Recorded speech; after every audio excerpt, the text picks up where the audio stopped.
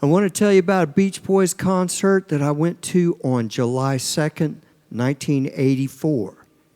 It was at Six Flags Over Georgia, a theme park just a few miles outside of the Atlanta city limits in Georgia. I long ago quit counting how many Beach Boys concerts I've gone to. It was on my 50th concert that I decided to quit counting. After all, who wants to brag about having spent that much money on something over and over again? But I figure if you're listening to this, I'm just getting street cred. I've always lived in great locations where they appear quite often, and I've even seen them twice in one day. This was one of the most fun Beach Boys concerts I ever went to because of some great friends I went with and just a great spirited audience. But, you know, as I think about it, I could say that same thing about every Beach Boys concert I went to back in the 80s.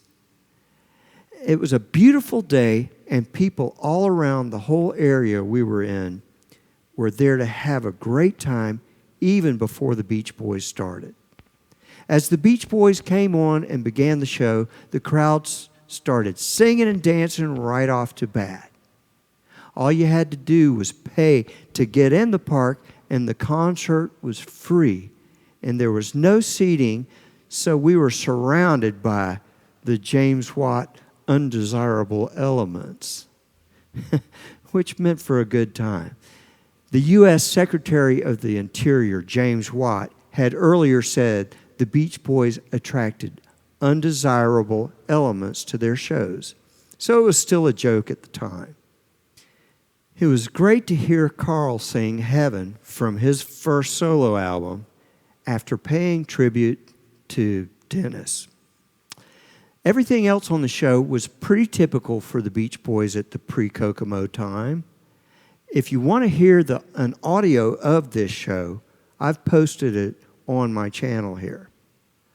On my next stream, I want to tell you about the show I went to at Daytona Beach, Florida.